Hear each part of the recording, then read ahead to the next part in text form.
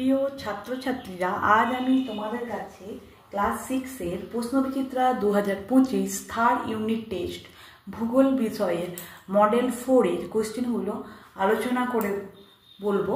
তোমরা অবশ্যই ভিডিওটি শেষ পর্যন্ত দেখবে। দেখো, একের দাগে আছে সঠিক উত্তরটি নির্বাচন করে বাক্যটি সম্পূর্ণ করো। একে আছে দাগিমা রেখার সর্বোচ্চ মান হলো A 90 degree, B 180 degree, C 136 degree, D 360 degree. উত্তর হবে বি 180 ডিগ্রি। দুয়ের দাগের পৃথিবীকে উত্তর ও দক্ষিণ দুটি সমান গোলার্ধে ভাগ করেছে মূল মধ্যরেখা, কর্কট ক্রান্তি রেখা, নিরক্ষরেখা, আন্তর্জাতিক তারিখ রেখা, যেটার উত্তর হবে কর্কট ক্রান্তি রেখা। তিনের দাগে পৃথিবীর আলোকিত ও অন্ধকার অংশের মাঝে সীমারেখাকে বলা হয় এ কক্ষপথ, বি কক্ষতল, সি ছায়াবৃত্ত, ডি নিরক্ষীয় বৃত্ত। উত্তর হবে সি ছায়াবৃত্ত।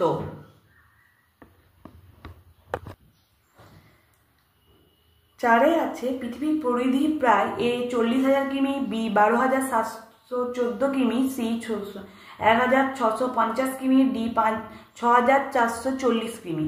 উত্তর হবে এ 40,000 কিমি। পাঁচের দাগের বায়ুর আর্দ্রতা মাপক যন্ত্রের নাম A anemometer, B 14 barometer, C hygrometer, D বাগ পতাকা। উত্তর হবে সি হাইগ্রোমিটার। ছয়ের দাগের বায়ু দূষণের অন্যতম কারণ হলো এ সবুজায়ন, বি শিল্প, সি পশুচারণ, ডি কৃষিকাজ। উত্তর হবে বি শিল্প। সাতের দাগে তুমি দীঘা বেড়াতে গেলে সেখানকার জলবায়ু হবে এ চরমভাবাপন্ন, বি অত্যন্ত উষ্ণ, সি সমভাবাপন্ন, ডি অত্যন্ত শীতল। উত্তর হবে সি সমভাবাপন্ন। আটের দাগে জাপানের ফুকুশিমায় পারমাণবিক শক্তি উৎপাদন কেন্দ্রে বিস্ফোরণ ঘটে এ 2010 সালে, বি 2011 সালে, সি 2012 সালে, ডি 2013 সালে। উত্তর হবে বি 2011 সালে। নয়ের দাগের 31শে মার্চ 2007 সালে প্রথম আর্থ আওয়ার পালন করা হয়েছিল অস্ট্রেলিয়ার A Melbourne, C B Adelaide, C Sydney, D Canberra শহরে। উত্তর হবে সি সিডনি। 10এর দাগে সাধারণ কথাবার্তায় শব্দের তীব্রতা হয় A 65 decibel, B 40 decibel, C 80 decibel, D 70 decibel. উত্তর হবে এ 65 ডেসিবেল। 11এর দাগে শব্দের তীব্রতা পরিমাপ করা যন্ত্রের নাম হলো A loudspeaker, B motor horn, C decibel, D decibel meter. উত্তর হবে D decibel metre.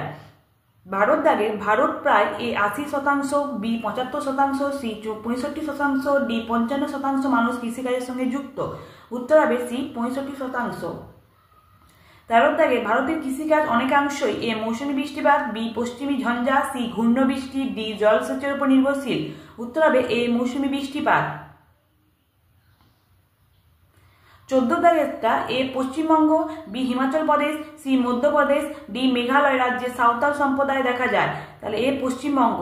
15টা Mahavir Jayanti এ বৌদ্ধ, বি জৈন, সি শিখ, ডি হিন্দু সম্প্রদায়ের উৎসব। উত্তর হবে বি জৈন। 16টা জনসংখ্যা মানচিত্র এ প্রাকৃতিক, বি রাজনৈতিক, সি বিষয়ভিত্তিক, ডি আবহাওয়া ভিত্তিক মানচিত্রের উদাহরণ। সি বিষয়ভিত্তিক। 17 দাগের পৃথিবীর প্রাচীনতম মানচিত্রটি আবিষ্কৃত হয়েছে এ ল্যাটিন আমেরিকায়, বি ব্যাবিলনে, সি চীনে, ডি অস্ট্রেলিয়ায়। উত্তর হবে বি ব্যাবিলনে।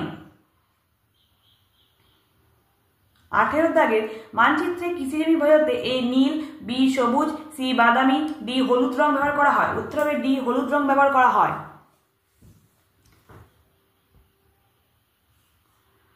2এর দাগে দেখো শূন্যস্থান পূরণ করো। একে আছে ড্যাশ পূর্ব দাগিমা স্থানীয় সময় হলো ভারতের প্রমাণ সময়। উত্তর হবে 82 ডিগ্রি 30 মিনিট। 2এর দাগে সূর্যাস্তের পর সন্ধ্যার আগের সময়কে ড্যাশ বলে। উত্তর হবে গোধূলি। 3এর দাগে জলীয়বাষ্প ঠান্ডা হয়ে ছোট ছোট জলকণায় পরিণত হওয়ার প্রক্রিয়াকে বলে ড্যাশ। উত্তর হবে ঘূর্ণিভবন। 3এর বাম দিকের সঙ্গে ডান দিক মিলিয়ে লেখো।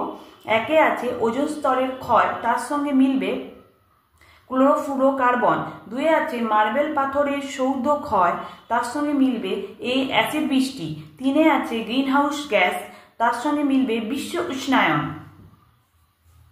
ঠিক আছে, তারপরে দেখো 4এর দাগে নিম্নলিখিত বিবৃতিগুলি শুদ্ধ বা অশুদ্ধ লেখো। একে আছে কোন স্থানে শীতলতম ও উষ্ণতম মাসের তাপমাত্রার পার্থক্যকে গড় বার্ষিক উষ্ণতার প্রসর বলে। এটা হবে শুদ্ধ। 2এর দাগে শব্দের উৎস ও শ্রোতার মধ্যে দূরত্ব বাড়ালে শব্দদূষণ বাড়ে। এটাও হবে শুদ্ধ। 3এর দাগে সব মানচিত্র অঙ্কন বিদ্যাকে কার্টোগ্রাফি বলা হয়। এটাও হবে শুদ্ধ। 5 দাগে নিম্নলিখিত প্রশ্নগুলি একটি মাত্র বাক্যে উত্তর দাও। একে আছে ভারতের দ্বিতীয় বৃহত্তম আদিবাসী গোষ্ঠীর নাম কি? উত্তর হবে ভিল। 2 দাগের কয়াল দেখা যায় ভারতের কোন উপকূলে? উত্তর হবে মালাবার। 3 দাগের লেহ শহর কোন নদীর তীরে অবস্থিত? উত্তর হবে সিন্ধু নদীর তীরে। একে দেখো আছে 4 দাগের বলছে কি নীলগিরি নিম্নলিখিত প্রশ্নগুলির সংক্ষিপ্ত উদাহরণ দাও, যেটা আমি তোমাদেরকে দেখিয়ে দেব। একে আছে টোডা উপজাতি ভারতের কোন রাজ্যে বাস করে? এটা হচ্ছে উত্তর হবে নীলগিরি পাহাড়ে। এর হচ্ছে এদের প্রধান জীবিকা কি? সেটা হবে পশুপালন হচ্ছে এদের প্রধান জীবিকা, যেটা আমি তোমাদেরকে দেখিয়ে দেবো টেক্সট বইয়ে পেজ নাম্বার 99-তে। এই দেখো টোডা দেখতেই পাচ্ছ, যার নীলগিরি পাহাড় আর পশুপালন হচ্ছে প্রধান জীবিকা। ঠিক আছে। 2 দাগে দেখো তোমার বাড়ির আশেপাশে শব্দ দূষণের 2টি উৎসের নাম লেখো।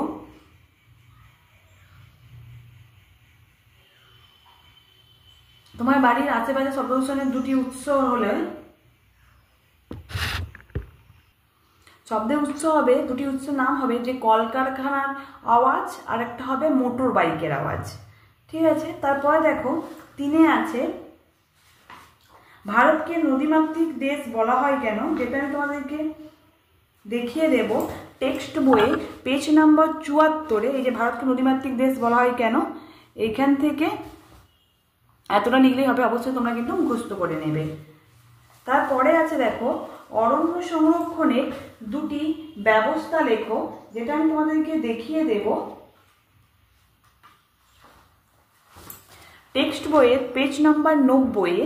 এই যে অরণ্য সংরক্ষণের যে 2টি ব্যবস্থা, এখানে 4টে ব্যবস্থা আছে, তার মধ্যে তোমরা যে কোনো 2টি লিখলেই হবে। ঠিক আছে। তারপরে দেখো 7 দাগের বলছে নিম্নলিখিত প্রশ্নগুলি ব্যাখ্যামূলক উত্তর দাও, যেটা আমি তোমাদেরকে দেখিয়ে দেব। 1 দাগের আছে অ্যালবেডো কি? টেক্সট বইয়ে পেজ নাম্বার 46-এ দেখো অ্যালবেডো কি, তো যেটা তোমরা হচ্ছে এখান থেকে এতটা পর্যন্ত পুরোটাই মুখস্থ করবে। 2 দাগের দেখো বায়ু দূষণ প্রতিকারের উপায়,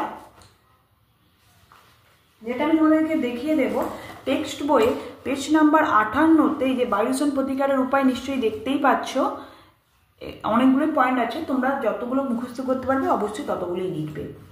3 দাগে দেখো হিমালয় পার্বত্য অঞ্চলে মানুষ বসবাস কম কেন করে? টেক্সট বইয়ে পেজ নাম্বার 72-এ যে হিমালয় পার্বত্য অঞ্চলে কেন মানুষ বসবাস কম করে, এখান থেকে এতটা পর্যন্ত লিখলেই হবে। তারপর 4 দাগে দেখো মাটির 3টি ব্যবহার, যেটা আমি তোমাদেরকে দেখিয়ে দেব।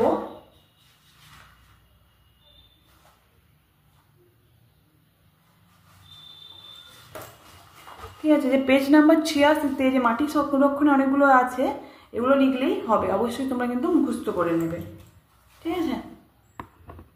সরি, ওটা হচ্ছে মাটির সংরক্ষণের হচ্ছে কয়েকটি হচ্ছে মাটি সংরক্ষণ করতে গেলে কী কী করা উচিত, সেটা হচ্ছে আগেরটা আমি বললাম যে টেক্সট বই যেটা 86-তে বললাম যে মাটির সংরক্ষণ করতে গেলে কী কী করতে হবে, তখন এগুলো লিখতে হবে। মাটি ব্যবহারের কারণ ওগুলো নয়, ক্ষমা করে দেবে। এই যে 1 দাগের এই যে মাটির ব্যবহার দেখো আমি প্রান্তিকের সহায়িকা নিয়েছি, পেজ নাম্বার দেখিয়ে দেবো 239-এ, নিশ্চয়ই তোমরা দেখতে পাচ্ছ প্রান্তিকের সহায়িকায়। এই যে 1 দাগ, 2 দাগ, 3 দাগ। ঠিক আছে। এপাশে আরও আছে 4, 5, 6, 7, মোট 7টা পয়েন্ট আছে, তোমরা যতগুলো পারবে ততগুলো পয়েন্ট মুখস্থ করবে। ঠিক আছে। তারপরে দেখো 8 দাগের আছে বায়ু দূষণের কারণগুলি ব্যাখ্যা করো, যেগুলো আমি তোমাদেরকে দেখিয়ে দেব। এই যে দেখো বায়ু দূষণের কারণ, এটা হচ্ছে টেক্সট বই 57 পেজে। এগুলো হচ্ছে মনুষ্য সৃষ্ট কারণ উপরেরগুলো, আর নিচেরগুলো এই যে নিচে 2টো আছে, আর এপাশে পৃষ্ঠা উল্টেও দেখাবো, এই যে এই পাশেও আছে, পিছন পৃষ্ঠাতেও আছে, যেগুলো হচ্ছে প্রাকৃতিক কারণ। ঠিক আছে। 2 দাগে দেখো শব্দ দূষণ নিয়ন্ত্রণের উপায় দেখো, সেটা আমি তোমাদেরকে দেখিয়ে দেব টেক্সট বইয়ে পেজ নাম্বার 64-তে। এই যে শব্দ দূষণ নিয়ন্ত্রণের উপায়, অবশ্যই এগুলো কিন্তু তোমরা মুখস্থ করে নেবে। 3 দাগে দেখো গম চাষের জন্য কি ধরনের জলবায়ু আর মৃত্তিকার প্রয়োজন, যেটা আমি তোমাদেরকে দেখিয়ে দেব টেক্সট বইয়ে পেজ নাম্বার 95-তে। এই যে গম চাষের জন্য দেখতেই পাচ্ছ কি ধরনের জলবায়ু আর মৃত্তিকা, এই যে গম চাষ হচ্ছে এখানে জলবায়ু, ঠিক আছে, বৃষ্টিপাত, মাটি, এছাড়াও দেখো উৎপাদক রাজ্যগুলো আছে, এইটা মুখস্থ করলেই হবে। ঠিক আছে। আর 4 দাগে দেখো সূর্যরশ্মি পতন কোণের ভিত্তিতে পৃথিবীতে কটি তাপমণ্ডলে ভাগ করা হয়েছে ও কি কি, যেটা আমি তোমাদেরকে দেখিয়ে দেব টেক্সট বইয়ে পেজ নম্বর 52-তে। এটা সুবিধা তো আঁকতেই হবে, সঙ্গে এই যে 3টে আছে এটাও লিখতে হবে পুরোটা। ঠিক আছে। আর 9 দাগের দেখো কিছু মানচিত্র দেওয়া আছে, যেগুলো অবশ্যই তোমরা বাড়িতে প্র্যাকটিস করে নেবে। তোমাদের যদি আমার এই চ্যানেলটা ভালো লেগে থাকে অবশ্যই লাইক আর বেশি বেশি করে শেয়ার করে দেবে, যাতে অন্যান্য বন্ধুরাও দেখতে পায়। আমার ভিডিওগুলো আগে পাওয়ার জন্য অবশ্যই একটা করে সাবস্ক্রাইব করে রাখবে। আমি পরের দিন মডেল 5-এর কোশ্চেনগুলো আলোচনা করে দেবো। ধন্যবাদ।